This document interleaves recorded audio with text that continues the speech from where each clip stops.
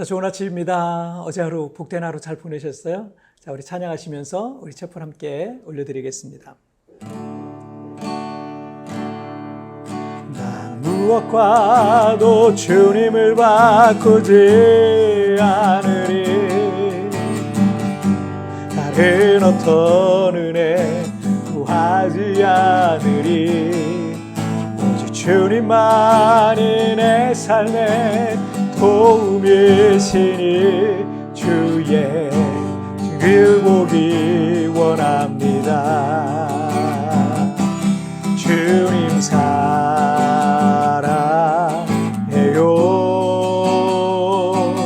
헌만과 정성 다해 하나님의 신실한 친구 되기 원합니다. 우리 다시 한번 나 무엇과도 주님을 바꾸지 않으리. 다른 어떤 은혜 구하지 않으리. 오직 주님만이 내 삶에 도움이시니 주의 얼굴 보기 원합니다. 주님 사랑해요.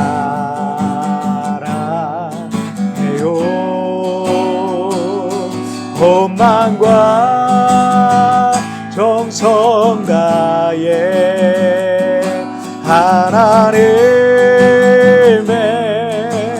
신실한 친구 되기 원합니다. 하나님의 신실한 친구 되기 원합니다.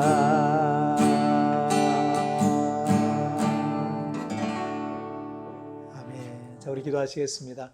하나님 아버지 감사합니다. 오늘도 찬양으로 또 기도로 이렇게 하루를 시작하게 하시니 감사합니다. 날마다 하나님의 말씀을 가까이 하고 주님을 가까이 하고 그렇게 주님과 동행하는 삶을 나의 삶의 목적과 이유로 알고 살아가길 원합니다. 오늘도 그런 목적과 삶을, 그런 마음을 가지고 하나님 앞에 나아가는 귀한 사랑하는 자녀들마다 만나주시고 은혜 베풀어 주옵소서. 수요일마다는 오늘의 잠언을 나눕니다.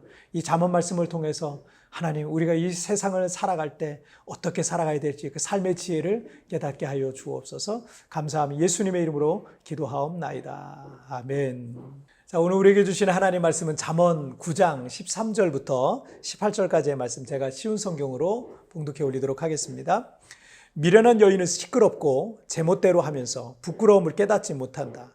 그 여인은 집의 대문이나 마을 높은 곳에 앉아서 자기 길을 똑바로 지나가는 사람들을 불러 어리석은 자는 누구냐 이리로 오세요 라고 말한다. 또 지혜 없는 사람들에게 이렇게 말한다. 훔친 물이 더 달고 몰래 먹는 음식이 더 맛있어요. 그러나 어리석은 자들은 그곳이 사형장이며 그녀의 손님들이 지옥에 산다는 것을 알지 못한다. 아멘. 재앙이란 말의 사전적인 뜻은 뜻하지 아니하게 생긴 불행한 변고 또는 천재지변으로 인한 불행한 사고라는 의미입니다. 재난이라는 말도 있지만 재앙은 재난보다 좀 더 심각하고 복잡한 상황이라고 국립국어원에서 그렇게 말하고 있습니다. 어쨌든 이 재앙이란 것은 작게는 한 사람의 인생을 완전히 망가뜨릴 수도 있고요. 또 넓게는, 크게는 한 민족과 나라를 몰락의 길로 들어서게 만들 만큼 파괴력이 크다라고 할 수 있겠습니다. 때문에 개인이든 국가든 이런 재앙이란 것은 피하는 게 상책일 겁니다. 하지만 대부분의 재앙은 그 재앙을 불러올 수밖에 없는 어떤 원인이 제공되는 경우가 많습니다. 이 코로나 팬데믹이 처음 이 전 세계를 휩쓸었을 때 학자들은 결국 인간의 탐욕이 이런 재앙을 불러왔다라고 말하기도 했습니다. 우리가 늘 혜택을 받고 있는 자연이라는 것에 이 순기능이라는 게 있는데 인간의 탐욕으로 인해서 그 자연이 파괴될 경우에요. 그 자연의 대반격이 시작될 거고 그것은 인류에게는요 큰 재앙이 될 수 있을 것입니다.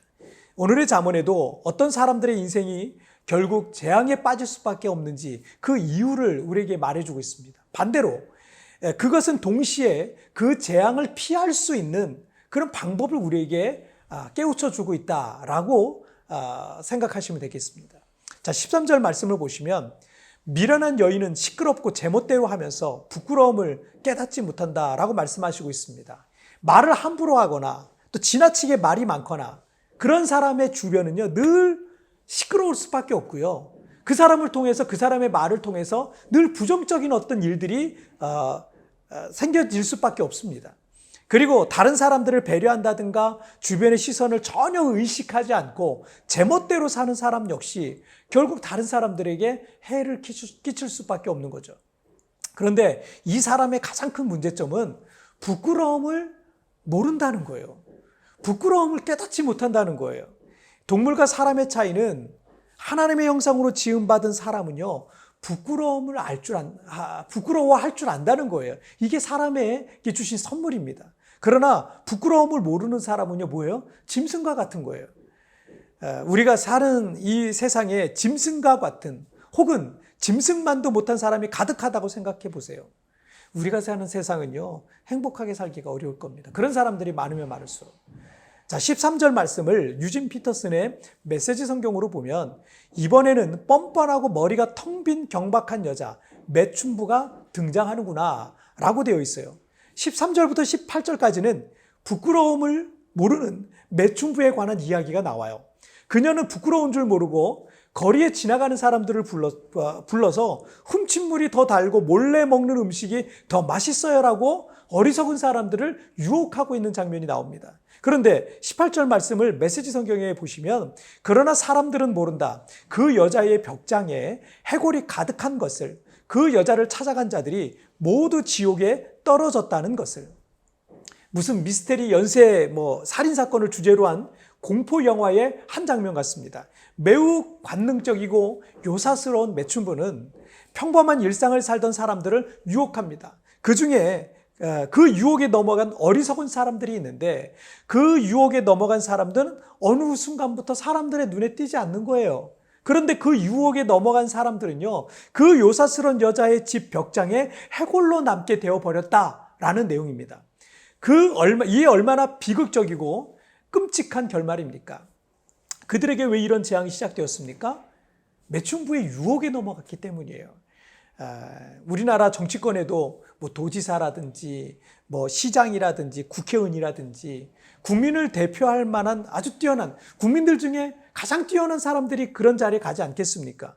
그런 뛰어난 사람들이었지만 어느 순간부터 사람들의 눈에서 보이지 않는 거예요. 뉴스에도 그 사람들이 더 이상 나오지 않아요. 왜요? 어떤 유혹을 이기지 못하고 거기에 넘어갔기 때문에 그렇습니다.